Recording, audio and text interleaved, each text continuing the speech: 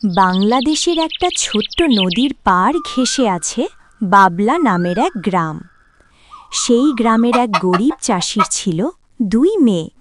মেয়ে দুটি ভারী সুন্দর দেখতে, কিন্তু বড় মেয়ে রূপা ছিল একটু লোভী আর অহংকারী, আর অন্য মেয়ে দীপা অনেক শান্ত আর নম্র স্বভাবের ছিল। একদিন দীপা বনে কাঠ কুড়াতে গিয়ে দেখে একটা বানর মাটিতে পড়ে আছে। সে কাছে গিয়ে জিজ্ঞেস করল, তোমার কি হয়েছে? বানরটি কাঁপা কণ্ঠে বলল, আমাকে কিছু দুষ্টু লোক মেরে এখানে রেখে গেছে। তুমি কি আমাকে একটু সাহায্য করব? দীপা বলল, হ্যাঁ, অবশ্যই করব। এই বলে দীপা বানরটিকে ঔষধি পাতার রস লাগিয়ে দিল। কিছু দূর যাবার পর একটা বটগাছ তাকে ডেকে বলল, ও মেয়ে, কোথায় যাচ্ছ? আমার গাছের নিচে অনেক শুকনো পাতা জমে উঠেছে, একটু পরিষ্কার করে দাও না। দীপা বলল, তুমি চিন্তা করো না, এক্ষুনি পরিষ্কার করে দিচ্ছি। পরিষ্কার করে দিয়ে দীপা আবার চলতে শুরু করে। হঠাৎ খেয়াল করে সে একেবারে বনের গভীরে চলে এসেছে।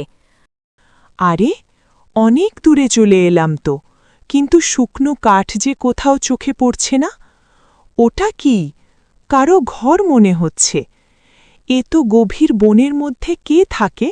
যাই তো দেখি একবার। কুটিরের কাছে গিয়ে দীপা দেখে একজন বুড়ি দাওয়ায় বসে ঠুলছে।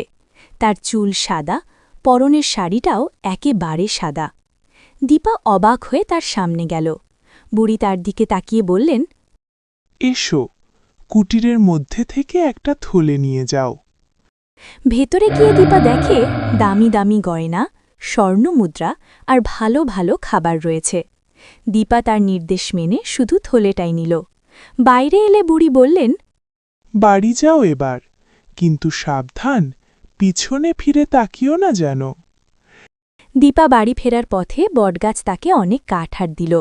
জাদুর পাখি আর বানরটা দিল এক ছড়া ভীষণ মিষ্টি কলা আর একটা সুন্দর সোনার থালা।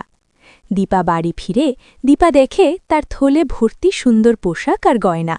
সে সব কথা রূপাকে খুলে বলে। রূপা সব শুনে খুব হিংসে হয়। সে বলে, তুই এগুলো আমার কাছে দে, আমি খুব যত্ন করে রাখব। আর মনে মনে বলে, এইসব আমি তোকে আর দেব না, আমি তোর থেকে বেশি সুন্দরী, তাই এই গয়না আর সুন্দর পোশাক শুধু আমার প্রাপ্য।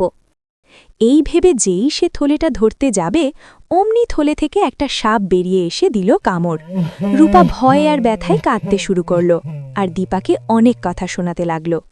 তখন সেই জাদুর পাখি রেগে যেয়ে বলল, তুমি নিজের দোষেই এই ফল পেয়েছ। তুমি লোভী, তাই তুমি শাস্তি পেয়েছ। যদি তোমার মন থেকে লোভ আর অহংকার দূর হয়, তবেই তুমি আবার আগের মতো সুস্থ হয়ে যাবে। সব শুনে রূপা নিজের ভুল বুঝতে পারল, আর দীপাকে বলল, আমার ভুল হয়েছে, আমাকে ক্ষমা করে দে। আমি বুঝতে পেরেছি, লোভ করা মোটেও ভালো নয়।